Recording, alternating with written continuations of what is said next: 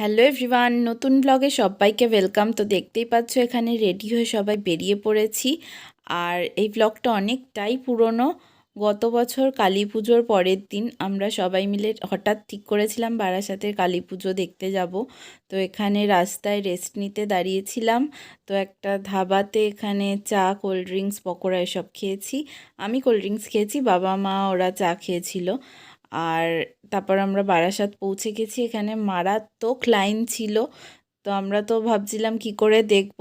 তো ভিড়টাও দেখো, ফার্স্ট একটা প্যান্ডেলে ঢুকেছিলাম। আর বারাসাতের ওদিকের সব কটা ঠাকুরই যে কটা আমরা দেখেছি বেশ সুন্দর হয়েছিল। তারপর আমরা চলে গেছিলাম নেক্সট প্যান্ডেলে। তো এই প্যান্ডেলটাও বেশ সুন্দর করেছিল, আর এই প্যান্ডেলটা সায়নী আর বাপ্পার বাড়ির সামনে। তো তোমরা যারা আমাদের পুরনো ভ্লগ ফলো করো তারা জানবেই সায়নীকে।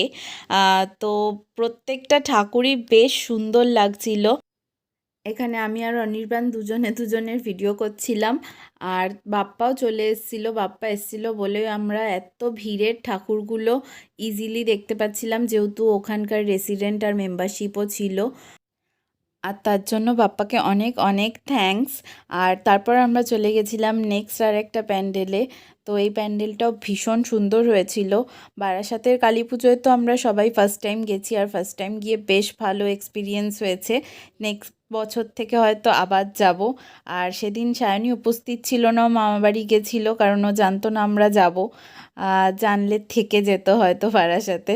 আর তো আমরা ওকে ভীষণ মিস করছিলাম, বারবার ভিডিও কলও করছিলাম এখানে যাচ্ছি ওখানে যাচ্ছি বলে। তো ভিডিওটা সায়নী দেখবে, ও তখন সেই দিনটার কথা আবার মনে পড়বে। নেক্সট আর একটা প্যান্ডেলে চলে গেছিলাম। এটা কোনো চাইনিজ টেম্পল থিম করেছিল, বেশ সুন্দর হয়েছিল। তারপর এখানে সবাই মিলে একটু আইসক্রিম খেয়ে নিলাম। আর সবাই হয়তো ভাবছো কালী পুজোর ভিডিও এখন দেখতে পাচ্ছ কেন, তার কারণ হচ্ছে আমার ফোনে স্পেসের প্রবলেম হচ্ছিল, যার জন্য ভিডিওটা এডিট করতে পারছিলাম না। তারপর এখানে বাবা মা অনির্বাণ ওরা সবাই বারাসাতের ফুচকা টেস্ট করছিল, আমি আর ভাই দাঁড়িয়েছিলাম দেখছিলাম।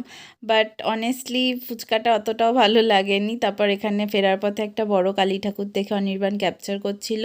আর ইচ্ছে তো ছিল ডিবাপি বা ওদিকের কোনো বিরিয়ানি খাবো, বাট ভীষণ ভিড় ছিল, তাই অ্যাজ ইউজুয়াল আমাদের ফেভারিট বাইপাস ধাবাতেই ভরসা। বাড়ি ফেরার পথে ওখানেই ডিনারটা সেরে নিয়েছিলাম। তো আমাদের ব্লগগুলো তোমাদের কেমন লাগছে অবশ্যই জানাবে, আর যারা বারাসাত থেকে দেখছো তারাও কমেন্ট করো।